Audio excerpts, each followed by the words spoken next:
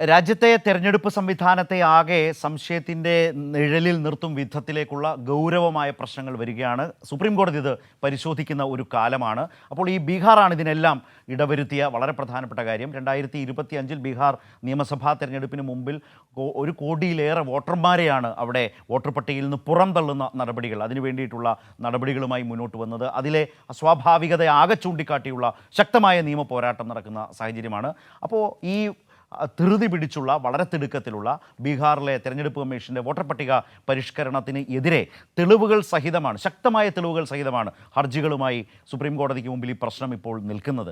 ഇന്നും ആ കേസിൽ വാദം തുടരും എന്നുള്ളതാണ് സാഹചര്യം. സ്വാതി വിശദാംശങ്ങളുമായി ദില്ലിയിൽ നിന്ന് ചേരുകയാണ് ഈ വാർത്തയുടെ വിശദാംശങ്ങളുമായി.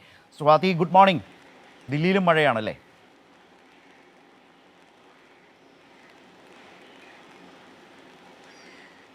Good morning Sarath.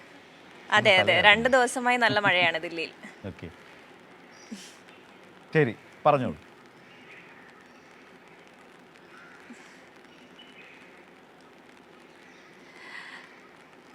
Bihar voter പട്ടികയുമായി ബന്ധപ്പെട്ട് കഴിഞ്ഞ ദിവസം 2 ദിവസമായി ഹർജികൾ സുപ്രീം കോടതിയുടെ പരിഗണനയിലുണ്ട്. ഏറ്റവും പ്രധാനപ്പെട്ട ഈ SIR പ്രക്രിയയിലെ അട്ടിമറി തന്നെയാണ് ഈ ഹർജിക്കാരെല്ലാം ചൂണ്ടിക്കാണിച്ചിട്ടുള്ളത്. സുപ്രീം കോടതിയിലേക്ക് എത്തിയിരിക്കുന്നത് തന്നെ ഒരു കൂട്ടം ഹർജികളാണ്. ഈ ഹർജിയിലെ ആവശ്യം ഏകദേശം 65 ലക്ഷത്തോളം വരുന്ന ബീഹാറിൽ 65 ലക്ഷത്തോളം വോട്ടർമാരെ പുറന്തള്ളപ്പെട്ടിട്ടുണ്ട് ഈ SIR പ്രക്രിയയുടെ ഭാഗമായി. അതുകൊണ്ട് അതിൻ്റെ കണക്ക് വിവരങ്ങൾ വ്യക്തമാക്കണമെന്നാണ് നിരവധി ഹർജിക്കാർ ആവശ്യപ്പെട്ടിട്ടുള്ളത്. അതേസമയം തന്നെയും ഈ വിഷയങ്ങൾ തെരഞ്ഞെടുപ്പ് കമ്മീഷൻ എടുത്തിരിക്കുന്ന തീരുമാനം അത്തരത്തിലുള്ള വിവരങ്ങൾ തങ്ങൾക്ക് കൈമാറാൻ കഴിയില്ല, ആ അധികാരം ഇപ്പോഴില്ല എന്നുള്ളതാണ് സൂചിപ്പിക്കുന്നത്. അതോടൊപ്പം കഴിഞ്ഞ ദിവസം സുപ്രീം കോടതി ഈ വാദം കേൾക്കവേ നിരവധിയായിട്ടുള്ള കാര്യങ്ങൾ ചൂണ്ടിക്കാണിച്ചിട്ടുണ്ട്. നിരവധി വിമർശനങ്ങളാണ് നടത്തിയിട്ടുള്ളത്. ഈ ആധാർ ഉൾപ്പെടെയുള്ള വിവരങ്ങൾ പൗരത്വം തെളിയിക്കുന്നതിൻ്റെ അല്ലെങ്കിൽ ഒരു നിർണായക രേഖയായി കാണാൻ കഴിയില്ല എന്ന് സുപ്രീം കോടതി ചൂണ്ടിക്കാണിക്കുന്ന സാഹചര്യമുണ്ടായി. അതോടൊപ്പം തന്നെയും നിയമവിരുദ്ധമായ ഏതെങ്കിലും തരത്തിലുള്ള അട്ടിമറികൾ ഈ വിഷയത്തിൽ നടന്നിട്ടുണ്ട് എങ്കിൽ ഈ പരിഷ്കരണം SIR പ്രക്രിയയുമായി ബന്ധപ്പെട്ട് അല്ലെങ്കിൽ ബീഹാർ വോട്ടർ പട്ടിക തീവ്ര പരിഷ്കരണം റദ്ദാക്കും എന്നുള്ളതാണ് സുപ്രീം കോടതി കഴിഞ്ഞ ദിവസം ചൂണ്ടിക്കാണിച്ചിട്ടുള്ളത്.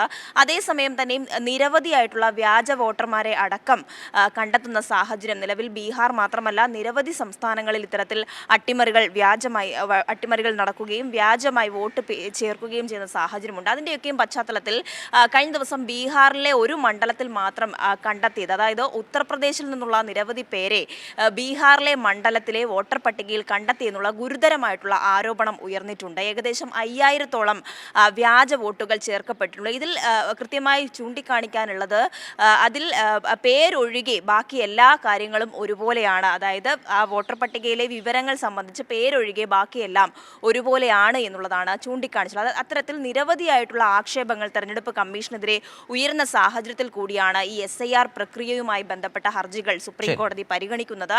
ഏറ്റവും സുപ്രധാനമായി ചൂണ്ടിക്കാണിച്ചിട്ടുള്ളത് നേരത്തെ തന്നെ ആധാറും വോട്ടർ ID ഉൾപ്പെടെയുള്ള രേഖകൾ എന്തുകൊണ്ട് പരിഗണിക്കുന്നില്ല എന്നുള്ളത് സുപ്രീം കോടതി നിരവധി സാഹചര്യങ്ങളിൽ ചൂണ്ടിക്കാണിച്ചിട്ടുള്ളത്. എന്തായാലും ഇന്നും വാദം കേൾക്കുമ്പോൾ തെരഞ്ഞെടുപ്പ് കമ്മീഷനും അതോടൊപ്പം ഹർജിക്കാരും നിരവധി അവരുടെ ആശങ്കകൾ ഉന്നയിക്കാനുള്ള സാഹചര്യമുണ്ട്.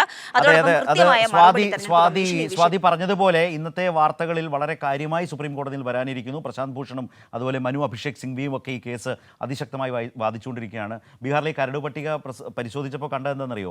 ഒരു വീട്ടിൽ 240 വോട്ട്. തൃശ്ശൂർ എന്നൊക്കെ ഓർമ്മ വന്ന ആളുകൾക്ക്, തൃശ്ശൂരിൽ നമ്മളൊരു കേസ് ഇപ്പോൾ കണ്ടത് 17ആണ്. ബീഹാറിലെത്തിയപ്പോൾ അതൊരു വീട്ടിൽ 240ആയി.